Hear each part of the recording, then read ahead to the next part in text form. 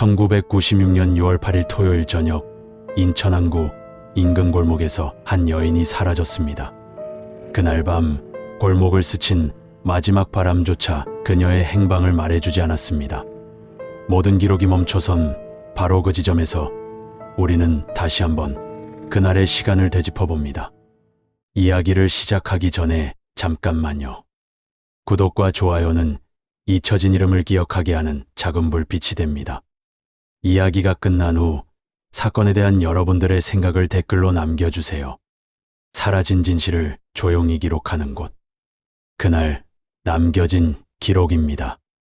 1996년 6월 8일 토요일 저녁 19시 30분경 인천 항구로부터 약 500m 떨어진 골목길. 퇴근길 사람들로 북적이던 그 길에서 작은 꽃집 바람꽃타원에는 평소와 다름없는 불빛이 켜져 있었습니다. 하지만 그날 그 불빛은 꺼지지 않았습니다. 다음 날인 6월 9일 일요일 아침 7시 45분. 옆 분식집 사장 김정숙 씨는 이상한 기분을 느꼈습니다. 유리문 안으로 보이는 꽃들은 여전히 가지런했지만 뭔가 어제 저녁 그대로인 듯한 정적이 흘렀습니다. 카운터 뒤 의자에는 밤새 누군가를 기다린 듯 앞치마가 걸려 있었고 결제함은 반쯤 열려 있었습니다. 무엇보다 이상했던 것은 항상 아침 일찍 도매시장에 다녀오던 이수진 씨의 모습이 보이지 않았다는 점입니다. 꽃집 주인 이수진, 당시 36세, 두 아이의 엄마이자 이 동네 사람들에게는 항상 웃는 얼굴로 꽃을 건네던 사람으로 기억되는 여인은 그날 밤을 끝으로 어느 곳에서도 나타나지 않았습니다. 가방, 지갑, 집 열쇠, 심지어 아직 봉투도 뜯지 않은 도매상 거래명세서까지 그 자리 그대로였습니다. 거래명세서의 날짜는 6월 8일자였고 금액란에는 35만 2천 원이라는 숫자가 적혀 있었습니다. 가게 안을 자세히 살펴보면 더 많은 의문점들이 드러났습니다. 카운터 위에는 반쯤 만들어진 꽃다발이 놓여 있었고 포장지는 절반만 감겨 있었습니다. 리본은 한쪽만 묶여 있었고 나머지 한쪽은 가위로 자르다 만든 늘어져 있었습니다. 작업대 위에는 장미 가시를 제거하던 흔적이 있었고 물통에는 아직 신선한 상태의 안개꽃이 담겨 있었습니다. 모든 것이 작업 중간에 갑자기 멈춘 듯한 모습이었습니다. 당시 이 건물의 2층 미용실에서 일하던 최연숙 씨는 후에 이렇게 증언했습니다. 그날 저녁 19시쯤인가 아래층에서 뭔가 떨어지는 소리가 났어요. 유리병이 깨지는 것 같기도 하고 화분이 넘어지는 것 같기도 하고 그런데 그 뒤로는 조용했어요. 저는 그냥 실수로 뭘 떨어뜨렸나 보다 했죠. 이수진 씨가 운영하던 바람꽃타원은 이 동네에서 7년째 영업 중이었습니다. 1989년 봄에 문을 연 이후 단 한 번도 예고 없이 문을 닫은 적이 없었습니다. 심지어 둘째를 출산하던 날에도 아침까지는 가게 문을 열었다가 오후에 병원으로 갔을 정도였습니다. 그런 그녀가 토요일 저녁 아무런 연락도 없이 사라진 것입니다. 실종 신고는 사건 발생 다음 날인 6월 9일 일요일 오후 14시 23분에 접수됐습니다. 남편 정민호 씨, 당시 39세의 개인 택시 기사는 밤새 운행을 마치고 새벽 5시경에 집에 들어와 빈 이불자리를 보고 처음엔 일찍 출근했나 보다 생각했다고 합니다. 그는 피곤해 지쳐 그대로 잠들었고 낮 12시가 넘어서야 일어났습니다. 아내가 가끔 가게에서 밤을 새우는 경우도 있었고 일찍 출근하는 경우도 있었어요. 결혼식이나 장례식 화환 주문이 많을 때는 새벽에도 작업하곤 했거든요. 그래서 처음엔 그런 줄만 알았습니다. 정민호 씨는 경찰 조사에서 이렇게 진술했습니다. 하지만 아이들의 이야기는 달랐습니다. 초등학교 2학년인 딸 정유진 양은 엄마가 오늘은 꼭 나랑 카드 만들기 하자고 했다며 울먹였습니다. 엄마가 며칠 전부터 약속했어요. 이번 주말에는 절대 미루지 말자고 토요일 저녁에 꼭 같이 하자고 했어요. 색종이랑 풀도 미리 사뒀대요. 7살이던 아들 정유준 군도 이상한 점을 지적했습니다. 엄마가 아침에 나갈 때 오늘은 일찍 들어와서 짜장면 시켜 먹자고 했어요. 우리가 좋아하는 중국집에서요. 그런데 엄마가 안 왔어요. 이수진 씨는 원래도 약속을 잘 미루지 않는 사람이었습니다. 특히 아이들과의 약속은 더욱 그랬습니다. 동네 주민들의 증언도 일관되었습니다. 수진 씨는 정말 성실한 사람이었어요. 아침 6시면 어김없이 도매시장 가는 모습을 봤거든요. 비가 오나 눈이 오나 한 번도 거르는 걸 본 적이 없어요. 건너편 세탁소를 운영하던 박모 씨의 증언입니다. 우리의 돌잔치 때 꽃 장식 맡겼는데 약속 시간보다 2시간이나 일찍 와서 세팅해 주셨어요. 그 정도로 꼼꼼한 분이 연락도 없이 사라진다는 게 말이 안 되죠. 단골 고객 이모 씨의 증언입니다. 처음에 경찰은 성인 실종은 대부분 자발적인 이탈이라는 매뉴얼대로 접근했습니다. 담당 형사는 가정불화나 경제적 문제, 혹은 다른 개인적 사정이 있을 가능성을 먼저 조사했습니다. 하지만 조사가 진행될수록 그런 가능성은 희박해 보였습니다. 정민호 씨와 이수진 씨의 결혼 생활은 평탄했습니다. 비록 넉넉하지는 않았지만 남편의 택시 수입과 아내의 꽃집 수익으로 안정적인 생활을 유지하고 있었습니다. 통장 잔고를 확인한 결과 특별한 금전적 문제도 없었습니다. 오히려 최근 몇 달간 꽃집 매출이 조금씩 늘어나는 추세였습니다. 이수진 씨의 친정 가족들도 이상한 낌새를 전혀 느끼지 못했다고 증언했습니다. 실종 3일 전인 6월 5일에는 친정어머니와 통화를 했는데 그때도 평소와 다름없이 밝은 목소리였다고 합니다. 유진이가 학교에서 상 받았다고 자랑했어요. 다음 주에 애들 데리고 놀러 오겠다고도 했고요. 가족과 이웃, 도매상들, 단골 손님들 모두가 입을 모았습니다. 그 사람은 연락 한 번 없이 집을 비울 사람이 절대 아니라고 말입니다. 경찰은 결국 사건을 단순 실종이 아닌 강력 사건으로 분류하고 본격적인 수사에 착수했습니다. 그리고 이수진 씨의 마지막 하루를 재구성하기 시작했습니다.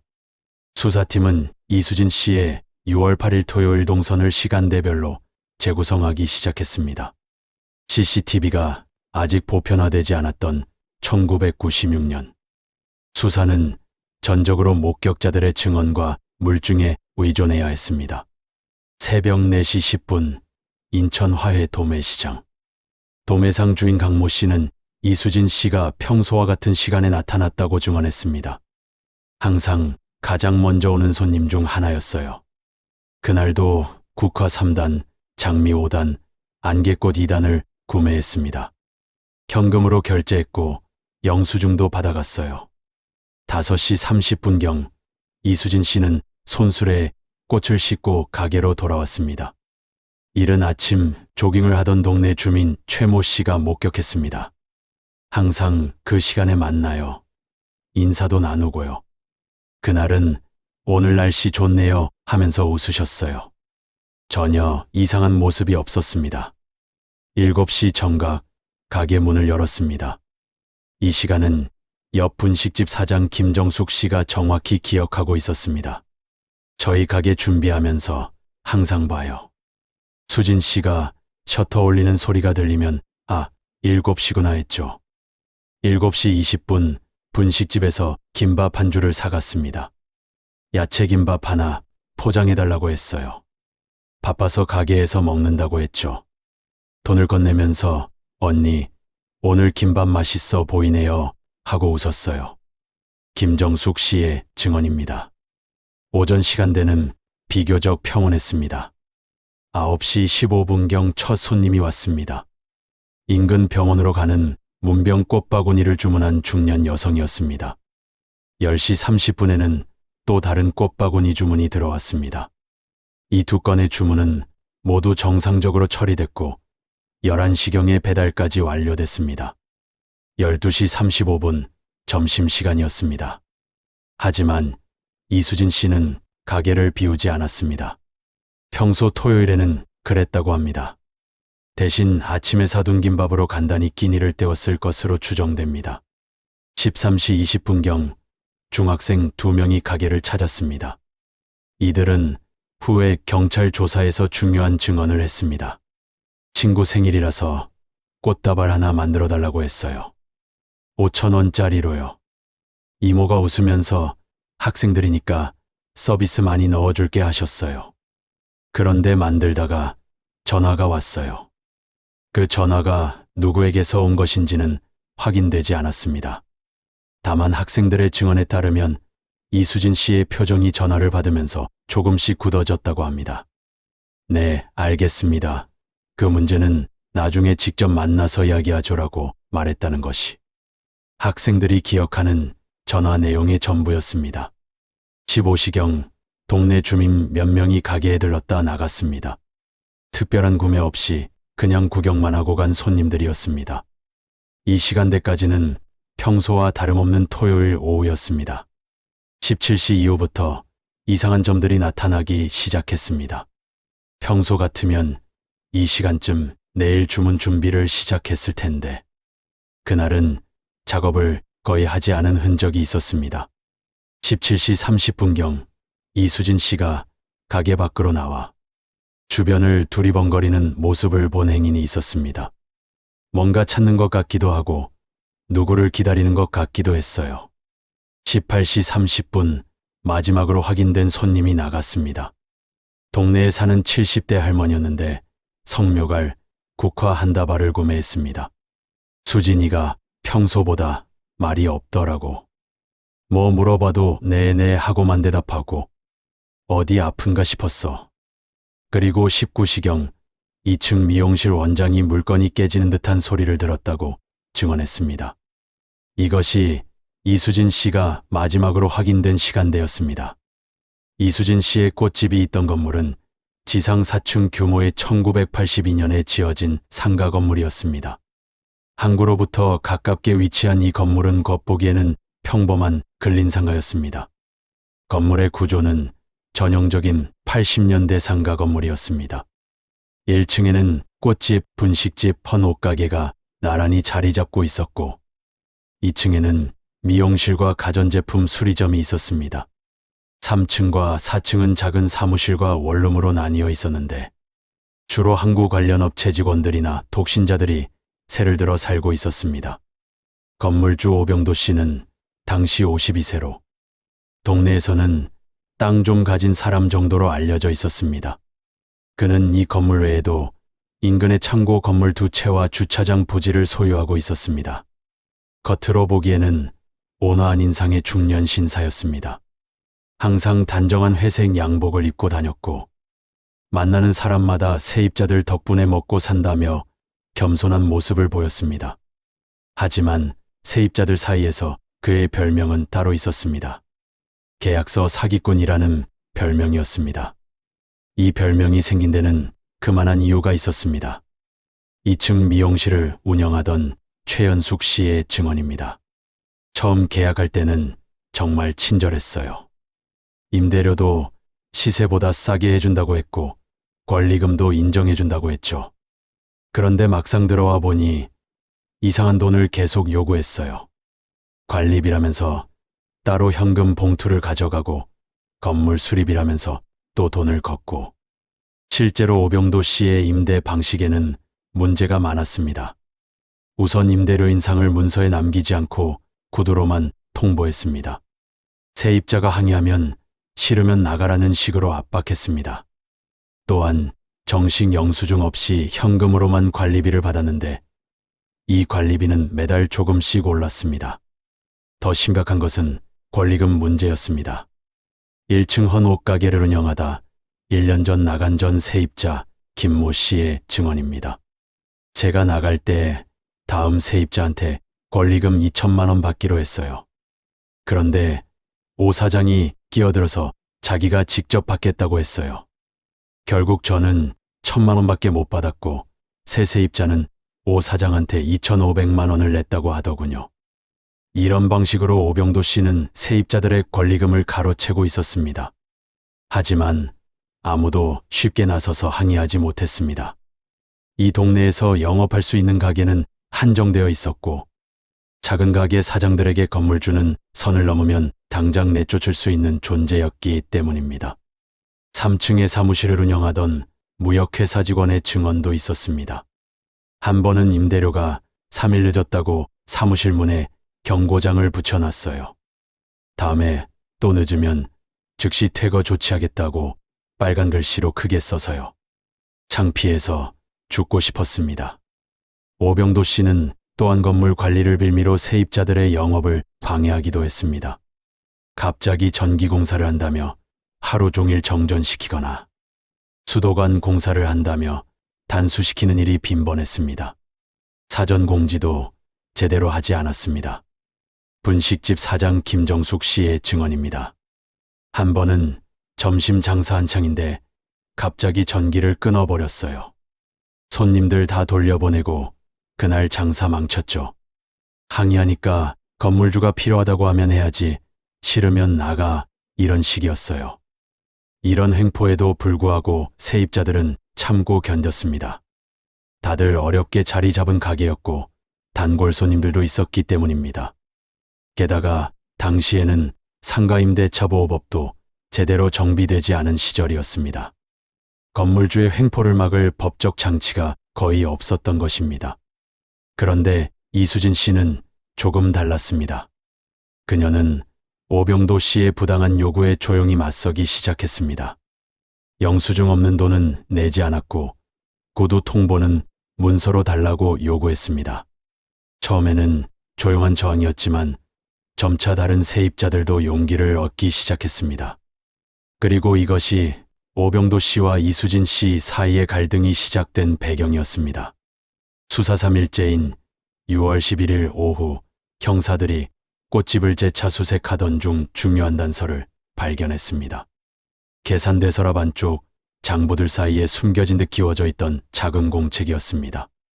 연한 연두색 표지의 스프링 노트였는데 표지 구석에 볼펜으로 오씨 관련이라고 작게 적혀 있었습니다. 노트를 펼치자 이수진 씨의 깔끔한 필체로 날짜와 금액 그리고 짧은 메모들이 빼곡히 적혀 있었습니다. 첫 페이지는 1996년 3월 5일자부터 시작했습니다. 오늘 또 현금 50만 원 요구. 명목은 특별관리비.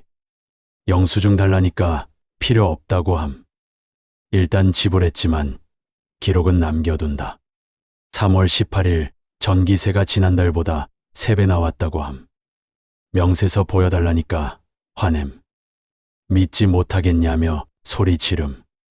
결국 30만 원 더 냄. 4월 2일 관리비 또 인상. 이번엔 건물 보수비라고 함. 다른 가게들도 똑같이 내는지 물어보니 남의 일에 상관 말라고 함. 억울하지만 일단 지불. 4월 20일 김정숙 언니네도 똑같은 일 당하고 있다는 걸 확인. 2층 미용실도 마찬가지.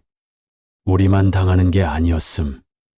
5월 17일 다른 가게들과 의논해볼까 생각 중. 하지만 다들 쫓겨날까봐 무서워함. 나라도 증거를 모아둬야 할 것 같음. 노트의 중간쯤에는 더 구체적인 내용들이 있었습니다. 5월 25일 오병도가 새 세입자 구한다고 하면서 우리 가게 앞에서 사람들 데리고 다님. 여기 계약 끝나면 바로 들어올 수 있다고 큰 소리로 말함. 아직 계약 기간 6개월 남았는데 6월 1일 권리금 문제로 언쟁. 내가 들어올 때는 권리금 3천만 원인데 오병도는 그런 거 모른다. 권리금은 불법이라고 주장. 하지만 나는 당시 계약서 사본을 가지고 있음. 6월 5일 오늘 오병도가 와서 협박 비슷한 말함. 세무서에 신고하면 너만 손해라고. 내가 현금 거래에 영수증 달라고 계속 요구하니까 화난 것 같음. 노트 뒤쪽에는 다른 세입자들의 피해 사례도 정리되어 있었습니다. 김정숙 언니 재계약 때 권리금 절반만 인정받음. 나머지는 오병도가 가로챔. 최연숙 원장님 영수증 없는 인테리어 공사 강요당함. 거부하니 다음 달 나가라고 협박. 3층 무역회사 정당한 이유 없이 임대료 30% 인상. 항의하자 소송하든지 나가든지 선택하라고. 헌옷가게 전 주인 권리금 2천만 원 중 1천만 원만 받고 쫓겨남. 나머지는 오병도가 중간에서 가로챔. 특히 주목할 만한 부분은 노트 마지막 페이지였습니다. 거기에는 이런 문장이 적혀 있었습니다. 꽃값보다 건물주 눈치 보는 게 더 힘들다. 나 하나만 참으면 될 문제인지 아니면 누군가는 싸워야 하는지 계속 고민 중. 혼자서는 힘들 것 같아 녹음이라도 해두려고 한다. 혹시 나에게 무슨 일이 생기더라도 이 기록이 다른 사람들에게 도움이 되길 바란다. 이 노트를 분석한 형사는 이렇게 말했습니다. 단순한 개인적 불만을 넘어서 체계적으로 증거를 수집하고 있었습니다. 이수진 씨는 자신의 문제를 넘어서 구조 전체를 보고 있었던 것 같습니다. 노트에는 또한 오병도 씨의 재산 관련 정보도 일부 수집되어 있었습니다. 인근 건물 세 채를 추가로 소유하고 있다는 것. 모든 건물에서 비슷한 방식으로 세입자들을 착취하고 있다는 것. 세무 신고는 실제 받는 임대료의 절반만 한다는 것 등이 메모되어 있었습니다. 수사팀은 이 노트를 중요한 증거로 판단하고 오병도 씨에 대한 본격적인 조사에 착수했습니다. 그리고 며칠 후 더욱 결정적인 증거가 발견됩니다. 6월 13일 오전 꽃집 안쪽 작업대 아래에서 포장지에 감싸인 카세트 레코더가 발견됐습니다. 1980년대 후반 제품으로 보이는 워크맨이었는데 안에는 90분짜리 테이프가 절반쯤 감긴 채로 들어 있었습니다. 형사들이 테이프를 되감아 재생했을 때 처음에는 잡음만 들렸습니다. 하지만 볼륨을 높이자 작고 떨리는 여자 목소리가 들려왔습니다. 이수진 씨의 목소리였습니다. 1996년 6월 6일 목요일 오후 3시입니다. 오병도 사장님과의 대화를 녹음합니다. 이어서 문이 열리는 소리와 발걸음 소리가 들렸습니다. 그리고 굵은 남자 목소리가 이어졌습니다. 이 사장, 할 얘기가 있어서 왔어. 네, 사장님 앉으세요. 차라도 한 잔. 됐어. 길게 얘기할 건 없고 다음 달부터 임대료 50만 원 더 올려. 네, 50만 원이요. 지난달에 30만 원 올리셨잖아요. 그건 관리비고 이건 임대료야. 이 동네 시세가 올랐어. 사장님, 저도 더 안 내고 싶어서 안 내는 게 아니라는 거 아시잖아요. 애들도 크고 있고. 그건 내 사정이고 여기 들어오고 싶어 하는 사람 줄 서 있어. 권리금 4천에 바로 들어온다는 사람도 있고. 테이프는 계속 돌아갔습니다. 대화는 점점 격해졌습니다. 사장님, 그래도 계약서가 있잖아요. 일방적으로 올리시면. 계약서, 그런 거 들고 나오지 마. 내가 이 건물 주인이야. 내 맘대로 할 수 있어. 그럼 저는 어떡하라는 거예요? 그냥 나가라는 거예요? 그것도 방법이지 아니면 내 말대로 하든지. 약 10분간의 침묵 후 이수진 씨의 목소리가 다시 들렸습니다. 이번엔 좀 더 단호했습니다. 사장님, 저 혼자만의 문제가 아니에요. 다른 가게들도 다 힘들어하고 있어요. 그래서 뭐 어쩌자고 단체 행동이라도 하자는 거야? 아니요. 그런 게 아니라 합법적으로 좀 해주시면 안 될까요? 영수증도 끊어주시고. 오병도의 목소리가 갑자기 낮아졌습니다. 이봐, 이수진, 괜히 세무서 얘기 꺼내지 마. 너만 다치는 싸움이야. 내가 신고하면 내가 탈세한 거 다 걸려. 현금 장사하면서 얼마나 빼먹었는지 내가 다 알아. 저는 정직하게 신고했어요. 그래? 그럼 증명해봐. 하루하루 현금 매출 다 증명할 수 있어. 못하지? 그러니까 조용히 있어. 테이프 후반부에는 더욱 노골적인 협박이 담겨 있었습니다. 너 남편 택시기사지? 개인 택시 하려면 무사고 경력이 중요한데 사고 한 번 나면 끝이야. 그게 무슨 말씀이세요? 지금 협박하시는 거예요? 협박, 그냥 조언하는 거야. 이 동네에서 조용히 장사하고 싶으면 건물 주말 잘 들어. 나 건드리면 가게만 잃는 게 아닐 수도 있어. 마지막 부분에는 의자가 끌리는 소리와 함께 오병도의 마지막 말이 들렸습니다. 일주일 줄 테니까 생각해봐. 현명한 선택하길 바라. 문이 닫히는 소리를 끝으로 녹음은 끝났습니다. 그리고 테이프 뒷부분에는 이수진 씨가 혼자 남아 중얼거리는 소리가 희미하게 들렸습니다. 이제 어떻게 해야 하나? 정말 나가야 하는 건가? 이 테이프는 수사의 방향을 완전히 바꿔놓았습니다. 단순 실종 사건이 아니라 명백한 협박과 갈취가 있었다는 증거였기 때문입니다. 수사팀은 즉시 오병도 씨를 피의자로 지목하고 소환 조사를 시작했습니다. 하지만 오병도 씨는 이 모든 것을 부인했습니다. 녹음 내용에 대해서는 세입자들이 과정에서 말하는 걸 몰래 녹음한 것이라고 주장했고, 이수진 씨와의 마지막 만남에 대해서도 6월 8일에는 건물에 가지 않았다고 일관되게 진술했습니다. 그에게는 알리바이도 있었습니다. 6월 8일 저녁, 그는 부천의 한 룸살롱에서 사업 파트너들과 술자리를 가졌다는 것이었습니다. 실제로 룸살롱 직원들의 증언과 신용카드 결제 내역이 이를 뒷받침했습니다. 하지만 형사들은 의문을 품었습니다. 19시경 꽃집에서 들렸다는 물건이 깨지는 듯한 소리, 그리고 오병도와 비슷한 인상의 남자를 봤다는 목격자 증언을 어떻게 설명할 것인가?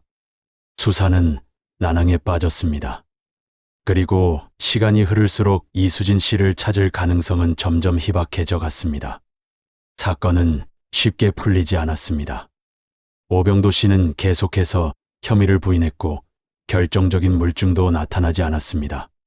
수사팀은 오병도 씨의 주변을 샅샅이 뒤졌지만 이수진 씨의 행방을 알 수 있는 단서는 찾을 수 없었습니다. 시간이 지나면서 사건은 서서히 잊혀져 갔습니다. 1997년 봄, 오병도 씨는 건물을 매각했습니다. 놀랍게도 매각 가격은 시세보다 30% 이상 높았습니다. 나중에 밝혀진 바로는 그 지역이 재개발 예정 구역으로 지정될 것을 미리 알고 있었던 것이었습니다. 1998년 건물은 완전히 철거됐습니다. 바람꽃 터원이 있던 자리에는 대형 아파트 단지 공사가 시작됐습니다. 세입자들은 뿔뿔이 흩어졌고 이수진 씨의 가족도 다른 동네로 이사를 갔습니다. 사람들은 안타까운 사건이 있었지 하고 잠깐 말하다가 다시 각자의 일상으로 돌아갔습니다. 1999년 여름, 수사팀은 사건을 미제 사건으로 분류하고 수사를 사실상 중단했습니다. 담당 형사는 더 이상 수사할 단서가 없다며 아쉬워했습니다. 이수진 씨의 가족들은 절망했지만 할 수 있는 것이 없었습니다. 그로부터 3년이 지난 2002년 10월 15일 화요일 오후 14시 30분경 인천 서구의 한 폐비닐하우스 단지에서 예상치 못한 발견이 있었습니다. 이곳은 한때 화훼 재배 단지였지만 도시 개발로 인해 버려진 지오래였습니다. 이 지역을 공원으로 조성하기 위해 철거 작업을 시작했는데 작업 도중 이상한 것이 발견됐습니다. 철거 작업자 박모 씨의 증언입니다. 비닐하우스 하나를 철거하는데 땅이 이상하게 꺼져 있었어요. 처음엔 그냥 집안 치마인 줄 알았는데 포크레인으로 파보니까 시멘트로 막은 철문이 나왔어요. 철문에는 녹슨 자물쇠가 달려 있었고 그 위로 흙이 1m 이상 덮여 있었습니다. 작업자들이 신고를 했고 경찰이 출동해 문을 열었습니다. 문을 열자 지하로 내려가는 계단이 나타났습니다. 깊이는 약 3m, 면적은 20평방미터 정도의 지하 공간이었습니다. 벽은 콘크리트 블록으로 대충 쌓아 올렸고 천장은 철판으로 덮여 있었습니다. 누군가 급하게 만든 지하 창고처럼 보였습니다. 공간 안에서는 여러 물건들이 발견됐습니다. 그 중에서도 형사들의 눈길을 끈 것은 구석에 놓인 물건들이었습니다. 바람꽃 화원이라고 찍힌 포장지 뭉치 색이 바랜 리본 조각들, 그리고 에이프런과 녹슨 원예용 가위가 있었습니다. 국과수 감정 결과 가위와 에이프런에서 이수진 씨의 DNA가 검출됐습니다. 또한 바닥 콘크리트에서는 오래된 혈흔의 흔적이 발견됐습니다. 비록 시간이 너무 지나 정확한 감정은 어려웠지만 사람의 피였다는 것은 확인됐습니다. 더욱 중요한 발견은 지하 공간 한쪽 벽에서 나왔습니다. 벽돌 사이에 끼워진 작은 비닐봉지 안에 수첩 한 권이 들어있었던 것입니다. 수첩은 심하게 훼손됐지만 몇 페이지는 읽을 수 있었습니다. 6월 8일 오병도가 또 왔다. 이번엔 정말 무섭다. 도망치고 싶다. 어디론가 끌려온 것 같다. 여기가 어딘지 모르겠다. 캄캄하다. 나가고 싶다. 마지막 페이지에는 떨리는 글씨로 이렇게 적혀 있었습니다. 유진아, 유준아.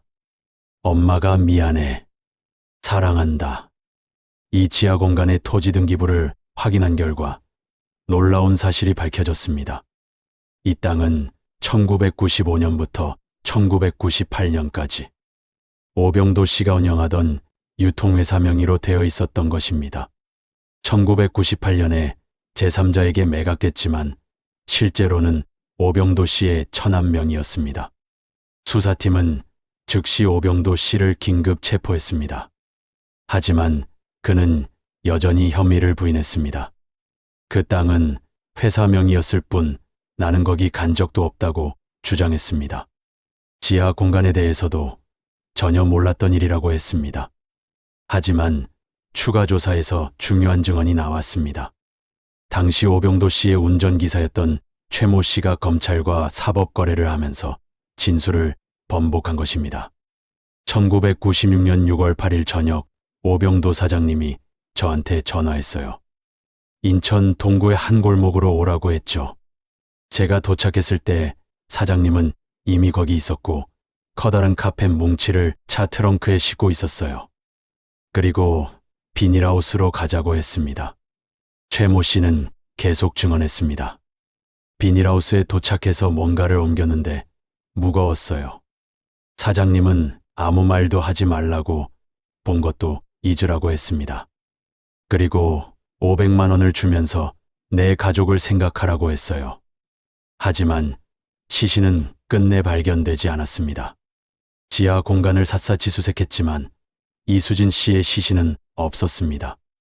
오병도 씨도 끝까지 시신의 행방에 대해서는 입을 열지 않았습니다. 2003년 4월 오병도 씨에 대한 재판이 시작했습니다. 검찰은 살인 및 사체유기 혐의로 기소했지만 변호인 측은 직접적인 증거가 없다며 무죄를 주장했습니다. 재판은 1년 넘게 이어졌습니다.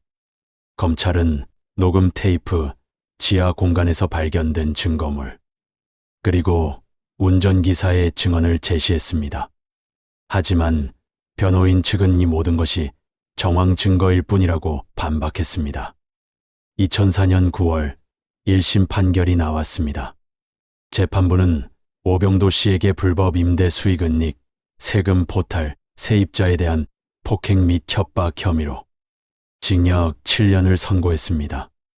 하지만 이수진 씨 실종에 대한 직접적인 혐의, 즉 살인이나 사체유기 혐의는 결정적 물증 부족을 이유로 무죄 판결했습니다. 재판장은 판결문에서 이렇게 말했습니다. 피고인이 피해자와 갈등 관계에 있었고 피해자의 물건이 피고인 소유 토지에서 발견된 것은 사실이다. 하지만 이것만으로는 피고인이 피해자를 살해했다고 단정할 수 없다. 형사 재판에서는 합리적 의심의 여지가 없는 증명이 필요하다. 이수진 씨의 가족에게 이 판결문은 사람이 사라졌는데도 아무도 제대로 책임지지 않는다는 선언처럼 느껴졌습니다. 남편 정민호 씨는 법원 앞에서 눈물을 흘리며 말했습니다. 아내가 어디 있는지도 모르고 왜 사라져야 했는지도 제대로 밝혀지지 않았는데 이게 정의입니까? 딸 유진 양은 당시 중학생이 되어 있었습니다. 그녀는 일기장에 이렇게 썼습니다. 엄마를 죽인 사람이 겨우 7년만 살고 나온다니. 엄마는 영원히 돌아오지 않는데 이 세상에 정이라는 게 있기는 한 걸까? 그러나 이 사건은 다른 한편에서 조용하지만 분명한 파문을 남겼습니다. 2005년 시민단체 연합은 상가 임대차 보호 조례 제정 운동을 시작했습니다. 시민단체 대표 김모 씨는 기자회견에서 말했습니다. 이수진 씨는 단순히 한 개인의 피해자가 아닙니다. 그녀는 구조적 문제와 싸우다 희생된 사람입니다. 우리는 그녀의 목소리를 이어받아 계속 싸워야 합니다. 2007년 오병도 씨가 출소했습니다. 모범수로 형기를 단축받은 것입니다. 그는 출소 후 다른 지역으로 이주했고 다시는 인천에 나타나지 않았습니다. 그가 소유했던 건물들은 모두 매각됐고 그 자리에는 새로운 건물들이 들어섰습니다. 2010년 이수진 씨의 딸 유진 씨는 대학에서 사회복지를 전공하게 됩니다. 그녀는 한 인터뷰에서 이렇게 말했습니다.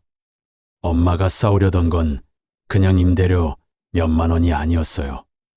누가 마음대로 사람을 밀어낼 수 있다고 생각하는지에 대한 문제였던 것 같아요. 엄마는 자신만의 문제가 아니라 모두의 문제로 봤고 그래서 기록을 남겼던 거죠. 유진 씨는 졸업 후 세입자 권익 보호 단체에서 일하기 시작했습니다. 그녀는 어머니가 남긴 노트를 늘 가지고 다녔습니다. 이게 제 나침반이에요. 힘들 때마다 엄마의 글씨를 보면 왜 이 일을 해야 하는지 다시 깨닫게 돼요. 오늘날 바람꽃 화원이 있던 자리에는 대형 아파트 단지가 들어서 있습니다. 그곳을 지나는 사람들 중 이수진 씨를 기억하는 사람은 거의 없습니다.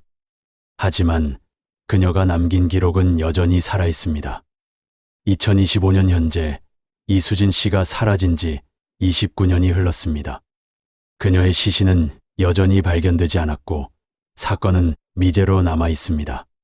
하지만 그녀의 싸움은 끝나지 않았습니다. 최근 한 젊은 변호사가 이 사건을 다시 조사하기 시작했습니다. 그는 당시에는 없었던 새로운 과학 수사 기법으로 진실을 밝힐 수 있을지도 모른다고 말합니다. 어쩌면 완전한 정의는 영원히 오지 않을지도 모릅니다. 하지만 이수진 씨가 남긴 작은 기록들, 그 목소리는 오늘도 누군가에게 용기를 주고 있습니다. 당신은 혼자가 아니다. 우리가 함께 싸울 것이다라고 말하면서 말입니다. 이 이야기는 실제 사건에서 영감을 받아 재구성한 창작 콘텐츠입니다. 실존 인물 및 단체와는 무관하며 실종 피해자 및 가족분들께 깊은 존경과 위로의 마음을 전합니다. 시간은 흘러가지만 기록은 사라지지 않습니다. 그날 남겨진 기록은 오늘도 한 사람의 이야기를 남기고 잊힌 이야기를 다시 세상에 전하겠습니다. 여러분의 구독과 좋아요는 그 기억이 이어지게 하는 힘이 됩니다. 시청해 주셔서 감사합니다.